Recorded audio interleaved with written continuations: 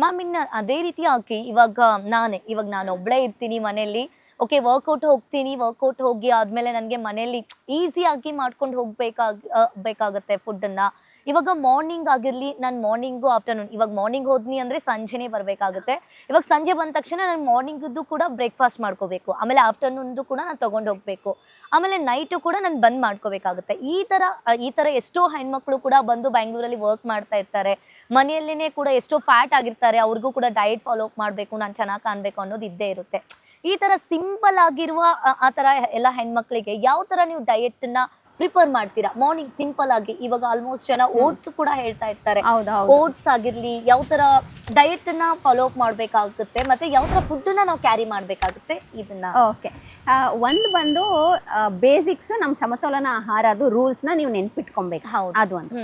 ಇನ್ನೊಂದು ಬಂದು ನೀವೀಗ ಏನ್ ಕಲ್ಚರಲ್ ಬಂದಿರ್ತಾರೆ, ಈಗ ನನ್ಗೆ ಬಂದು ನಾನು ರೆಗ್ಯುಲರ್ ಆಗಿ ಸೌತ್ ಇಂಡಿಯನ್ ಇಡ್ಲಿ ದೋಸೆ ಇದನ್ನ ತಿನ್ಕೊಂಡು ಬಂದಿರೋರ್ಗೆ ಡೈಲಿ ಓಟ್ಸ್ ತಿನ್ನು ಅಂದ್ರೆ ನಾನು ಒಂದು ವಾರ ತಿಂದ್ಬಿಟ್ಟು ಬಿಟ್ಬಿಡ್ತೀನಿ.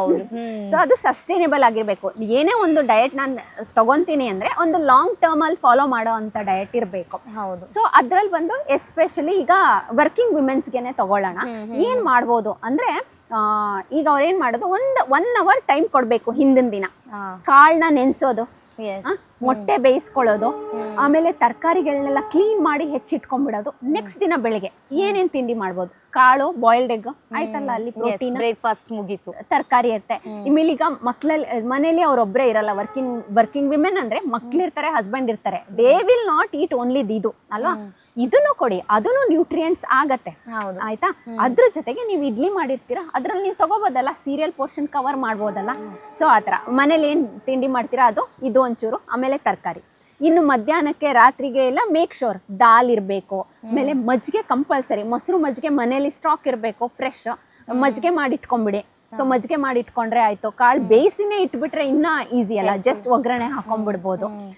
ಈ ತರ ಮಾಡ್ಬೋದು. ಆಮೇಲೆ ತರಕಾರಿನ ಹೆಚ್ಚಿಟ್ರೆ ಹೆಂಗೆ, ಇನ್ ಕೇಸ್ ನೀವು ಸಲಾಡ್ನ ಇಷ್ಟಪಡೋರು, ನಿಮ್ಗೆ ಡೈಜೆಷನ್ ಪ್ರಾಬ್ಲಮ್ ಇಲ್ಲ ಅಂದ್ರೆ ಸಲಾಡ್ಸ್ ಆರಾಮಾಗಿ ಸೌತೆಕಾಯಿ ಅರ್ಧ, ನಿಮ್ಗೆ ಏನು ಮಾಡಕ್ ಕಷ್ಟ ಆಯ್ತು ಅಂದ್ರೆ ಅರ್ಧ ಕ್ಯಾರೆಟ್, ಅರ್ಧ ಸೌತೆಕಾಯಿ ತಿನ್ಕೊಂಡ್ಬಿಡ್ಬೋದಲ್ವಾ.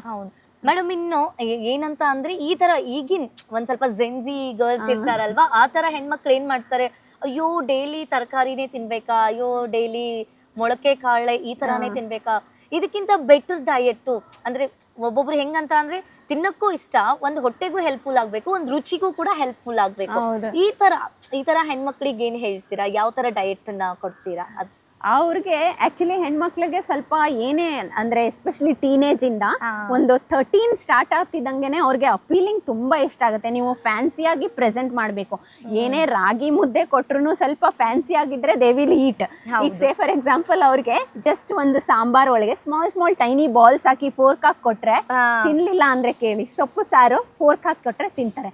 ಆಮೇಲೆ ನೀವು ಸಲಾಡ್ ತರಕಾರಿ ತಿನ್ಬೇಕು, ಏನ್ ಮಾಡ್ತೀರಾ, ಸ್ವಲ್ಪ ಬೇಯಿಸಿದ ಪೀನಟ್ಸ್ ಮತ್ತೆ ಕಲರ್ಫುಲ್ ಡಿಫ್ರೆಂಟ್, ಈಗ ಕ್ಯಾರೆಟ್ ಇರ್ಬೋದು, ಬೇಬಿ ಕಾರ್ನ್ ಇರ್ಬೋದು, ಇಲ್ಲ ಸ್ವೀಟ್ ಕಾರ್ನ್ ಇರ್ಬೋದು, ಬೇಯಿಸಿದ ಕಡಲೆ ಬೀಜ, ಪೊಮೊಗ್ರಾನೆಟು, ಈ ತರ ಡಿಫ್ರೆಂಟ್ ಕಲರ್ಫುಲ್ ಕೊಟ್ರೆ ಇಟ್ ಈಸ್ ಅಗೇನ್ ಅಪೀಲಿಂಗ್. ಆಮೇಲೆ ಇನ್ನ ಚಪಾತಿ ಬಂದ್ರೆ ನೀವು ಚಪಾತಿನ ಪಿಜ್ಜಾ ಟೈಪ್ ಅಲ್ಲೂ ಮಾಡ್ಬೋದು, ರೋಲ್ಸ್ ಮಾಡ್ಬೋದು. ಆದಷ್ಟು ನೀವು ಏನೇ ಫ್ಯಾನ್ಸಿ ಮಾಡಿ ಸ್ವಲ್ಪ ಈಗ ನಮ್ಮ ಇಂಡಿಯನ್ ಮದರ್ಸ್ಗೆ, ನಮ್ಮ ತಾಯಿಯಂದಿರಿಗೆ ಹೇಳ್ಕೊಡೋದೇ ಬೇಡ, ಯಾವ್ದಾದ್ರೂ ರೀತಿ ಮಿಕ್ಸಿ ಮಾಡಾದ್ರೂ ಅವರು ಕೊಟ್ಟು ಬಿಡ್ತಾರೆ. ನಿಮ್ಗೆ ಗೊತ್ತು, ಪಾಲಕ್ ಪೂರಿ ಅಂತ ಎಲ್ಲ ಕಂಡಿಡ್ಬಿಟ್ಟಿದಾರಲ್ಲ, ಈಗ ಹಾಗೇನೆ ಮೇಥಿ ಪರಾಟ ಮಾಡ್ಬೋದು, ಈಗ ಮೆಂತ್ಯಾನ ಅದಕ್ಕೆ ಹಾಕ್ಬೋದು, ಇಲ್ಲ ಪಾಲಕ್ ಗ್ರೀನ್ ಚಪಾತಿ ಮಾಡ್ಬೋದು, ಬೀಟ್ರೂಟ್ ಚಪಾತಿ ಮಾಡ್ಬೋದು.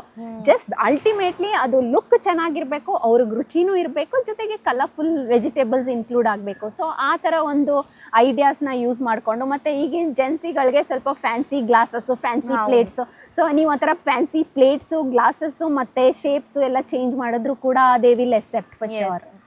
ಮೇಡಮ್, ಇನ್ನು ಅದೇ ರೀತಿಯಾಗಿ ಇವಾಗ ಎಷ್ಟೋ ಜನ ಹೆಣ್ಮಕ್ಳಾಗಿರ್ಲಿ ಗಂಡ್ಮಕ್ಳಾಗಿರ್ಲಿ, ಇವಾಗ ಅವರಿಗೆ ದಿನಕ್ಕೆ ಇಷ್ಟು ನೀರು ಕುಡಿಬೇಕು ಅನ್ನೋದು ಇದೇ ಇರುತ್ತೆ. ಮಿನಿಮಮ್ ಒಂದ್ ದಿನಕ್ಕೆ ಎಷ್ಟು ಲೀಟರ್ ನೀರು ಕುಡಿಬೇಕಾಗತ್ತೆ, ಮತ್ತೆ ಯಾವ ಟೈಮಲ್ಲಿ ಯಾವಾಗ ಕುಡಿಬೇಕಾಗತ್ತೆ? ಓಕೆ, ಸೊ ಒಂದು ನೀರಿಗೆ ಬಂದು ಒಂದು ಕ್ಯಾಲ್ಕುಲೇಷನ್ ಇದೆ. ನಾವು ಆ ಕ್ಯಾಲ್ಕುಲೇಷನ್ಗೆ ಮುಂಚೆ ಒಂದಷ್ಟು ಡಿಸ್ಕಷನ್ ಮಾಡೋಣ. ಯಾವುದೇ ಮನುಷ್ಯಂಗೆ, ಈಗ ನಮ್ಗಾದ್ರೂ ನಿಮ್ಗಾದ್ರೂ ನಿಂತ್ಕೊಂಡು ನಾವು ಕ್ಯಾಲ್ಕುಲೇಟ್ ಮಾಡ್ಕೊಂಡೆಲ್ಲ ಆಗಲ್ಲ.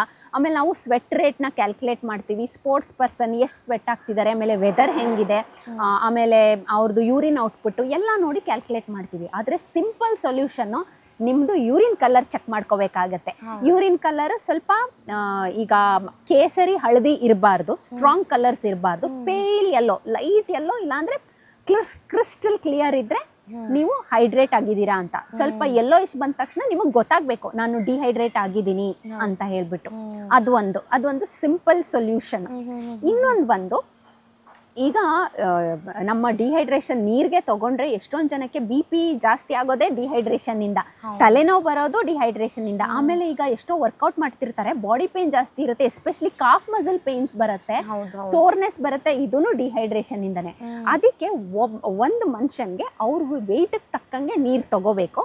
ಅದ್ರ ಮೇಲೆ ನೀವೇನಾದ್ರೂ 1 hour ವರ್ಕೌಟ್ ಮಾಡ್ತಿದ್ರೆ ಪ್ಲಸ್ 500 ml, 2 hours ವರ್ಕೌಟ್ ಮಾಡ್ತಿದ್ರೆ ಆ 2 hours ಸ್ವಲ್ಪ ಎಲೆಕ್ಟ್ರೋಲೈಟ್ಸ್ ಅಂದ್ರೆ ಸಾಲ್ಟ್, ಶುಗರು, ಲೆಮನ್, ಜ್ಯೂಸು, ಈ ತರದನ್ನ ಒಂದು ಎಲೆಕ್ಟ್ರೋಲೈಟ್ ಕಾಂಬಿನೇಷನ್ ಅಲ್ಲಿ ನೀವು ಬಳಸ್ಕೊಬಹುದು, ತಗೋಬೇಕಾಗತ್ತೆ. ಈಗ ಬಂದು ಜನರಲ್ ಆಗಿ ಒಂದು ಕ್ಯಾಲ್ಕುಲೇಷನ್ ಹೇಳ್ಕೊಡ್ತೀನಿ, ವೆರಿ ಸಿಂಪಲ್ ಕ್ಯಾಲ್ಕುಲೇಷನ್. ಈಗ ಸೇ ಫಾರ್ ಎಕ್ಸಾಂಪಲ್ ನನ್ನ ವೇಟ್ 55 kg ಇದೆ ಅನ್ಕೊಳ್ಳಿ. 55 kg, 1 kgಗೆ ನಾವು 25ರಿಂದ 35 ml ವರೆಗೂ ಹಾಕೊಬಹುದು. ಈಗ ಸೇ ಫಾರ್ ಎಕ್ಸಾಂಪಲ್ 30 ml ಅಂತಾನೆ ಹಾಕೊಳ್ಳೋಣ. 55 × 30 ml ಇಲ್ಲ 35 ml, ಒಂದು ಹತ್ತತ್ರ 2200 ಅಂದ್ರೆ 2.1 ಲೀಟರ್ಸ್ ವರೆಗೂ ನಂದು ನೀರು ತಗೋಬೇಕು ಒಂದಿನಕ್ಕೆ. ಇದಲ್ದೇನೆ ವೆದರ್ಗೆ ಸ್ವೆಟ್ ಆದ್ರೆ, ನಾನು ವರ್ಕೌಟ್ ಮಾಡಿದ್ರೆ, ಜೊತೆಗೆ ನಂದು ಯೂರಿನ್ ಕಲರ್ ನೋಡಿ ನಾನು ಡಿಸೈಡ್ ಮಾಡ್ಕೊಬಹುದು. ಸೊ ಇದೆಲ್ಲ ಅಂದ್ರೆ ಈಗ ನೀವೇನೋ ನಾಳೆ ವರ್ಕೌಟ್ ಮಾಡ್ತಿರ್ತೀರಾ, ನಾಳೆ ಎಲ್ಲೋ ಆಚೆ ಟ್ರಾವೆಲ್ ಇದೆ ಅಂದ್ರೆ ಹಿಂದಿನ ದಿನ ನೀವು ಅಷ್ಟು ಗುಡ್ ಅಮೌಂಟ್ ಆಫ್ ವಾಟರ್ ತಗೊಳ್ಳಿಲ್ಲ ಅಂದ್ರೆ ನೆಕ್ಸ್ಟ್ ದಿನ ತಲೆನೋವು ಬರುತ್ತೆ, ವರ್ಕೌಟ್ ಅಲ್ಲಿ ಪೇನು ಬರುತ್ತೆ. ಸೊ ನೀವು ವರ್ಕೌಟ್ ಮಾಡಾದ್ಮೇಲೆ ತಗೊಳ್ಳೋದಕ್ಕಿಂತ ಹಿಂದಿನ ದಿನ ಪ್ರಿಪೇರ್ ಆಗಿರ್ಬೇಕು. ಮತ್ತೆ ಪ್ರತಿದಿನ ನೀವು ಇಷ್ಟು ನೀರು ತಗೋಬೇಕು ಅಂತ ನಿಮಗ್ ಗೊತ್ತಿರ್ಬೇಕು. ನಿಮ್ ವೆಯ್ಟ್ಗೆ ನಾನು ಹೇಳ್ಕೊಟ್ಟೆ ಅಲ್ಲ, ಆ ತರ ನಿಮ್ ವೆಯ್ಟ್ಗೆ ಇಷ್ಟು ನೀರು ತಗೋಬೇಕು. ಜೊತೆಗೆ ನಿಮ್ ಯೂರಿನ್ ಕಲರ್ ಚೆಕ್ ಮಾಡ್ಕೊಂಡ್ರೆ ಬಹಳ ಒಳ್ಳೇದು. ಎಸ್ ಮ್ಯಾಮ್, ಇನ್ನು ಅದೇ ರೀತಿಯಾಗಿ ಎಷ್ಟು ಜನ ಫುಡ್ ಹಂಗೆ ತಿಂತಾ ಇರ್ತಾರೆ, ಬಟ್ ಎಷ್ಟು ಪರ್ಸೆಂಟೇಜ್ ಆಫ್ ನಾವು ಪ್ರೋಟೀನ್ ತಿನ್ಬೇಕು, ಎಷ್ಟು ಪರ್ಸೆಂಟೇಜ್ ಆಫ್ ಕಾರ್ಬೋಹೈಡ್ರೇಟ್ ತಿನ್ಬೇಕು ಅನ್ನೋದು ಗೊತ್ತಿರಲ್ಲ. ಅಂಥವ್ರೆಲ್ಲ ಯಾವ ತರ ಪ್ರೋಟೀನ್ ತಿನ್ಬೇಕಾಗುತ್ತೆ, ಮತ್ತೆ ಕಾರ್ಬೋಹೈಡ್ರೇಟ್ ಎಷ್ಟೆಷ್ಟು ಪರ್ಸೆಂಟೇಜ್ ಇರ್ಬೇಕಾಗುತ್ತೆ ಒಂದ್ ದಿನಕ್ಕೆ ತಿನ್ಬೇಕಾದ್ರೆ? ಓಕೆ, ಇದಕ್ಕೆ ಬಂದು ನಾವು ಸ್ಪೆಸಿಫಿಕ್ ಹೇಳ್ತೀವಿ. ಯಾಕಂದ್ರೆ ಈಗ ವಯಸ್ಸಾದವ್ರಿಗೆ ಡಿಫ್ರೆಂಟ್ ಅಮೌಂಟ್ ಇರುತ್ತೆ, ವರ್ಕೌಟ್ ಮಾಡಿಯವ್ರಿಗೆ ಡಿಫ್ರೆಂಟ್ ಅಮೌಂಟ್ ಇರುತ್ತೆ, ಮಕ್ಳುಗಳಿಗೆ ಡಿಫ್ರೆಂಟ್ ಅಮೌಂಟ್ ಇರುತ್ತೆ, ಈಗ ನಮ್ಮ ಅಡಲ್ಟ್ಗೆ ಡಿಫ್ರೆಂಟ್ ಅಮೌಂಟ್ ಇರುತ್ತೆ. ಸೊ ಒಂದು ಬಂದು ಕ್ಯಾಲರಿ ಬಂದು ನಮ್ಮ ಹೆಣ್ಮಕ್ಳಿಗೆ ಅಡಲ್ಟ್ಗೆ 1600ರಿಂದ 2000 ಕ್ಯಾಲರಿ ತಗೋಬಹುದು. ಅದರಲ್ಲಿ ನಾವು ಕ್ಯಾಲ್ಕುಲೇಷನ್ ಪ್ರಕಾರ 1 kgಗೆ 0.8 ಗ್ರಾಮ್ ಪ್ರೋಟೀನ್ ತಗೋಬೇಕು ಅಂತ. ಹೆಚ್ಚು ಕಮ್ಮಿ 45ರಿಂದ 50 ಗ್ರಾಮ್ ಪ್ರೋಟೀನ್ ವರೆಗೂ ತಗೋಬೇಕು. ಆ ತರ ಪ್ರೋಟೀನ್ ಬಂದು. ಇನ್ನು ಕಾರ್ಬೋಹೈಡ್ರೇಟ್ ಬಂದು ಒಂದು 200ರಿಂದ 220 ಗ್ರಾಮ್. ಏನಾದ್ರೂ ನೀವು ಡಯಾಬಿಟೀಸ್ ಇದ್ರಿ ಅದರಲ್ಲೂ ಕಾರ್ಬೋಹೈಡ್ರೇಟ್, ಯಾವ್ದು ಕಾರ್ಬೋಹೈಡ್ರೇಟ್ ಬೇಕು ಅದನ್ನ ತಗೊಳ್ಬೇಕು. ಜೊತೆಗೆ ನಾವು ಅಮೌಂಟ್ ನ ಚೇಂಜ್ ಮಾಡ್ತೀವಿ, ಅಂದ್ರೆ ಡಿಸೀಸ್ ಸ್ಪೆಸಿಫಿಕ್.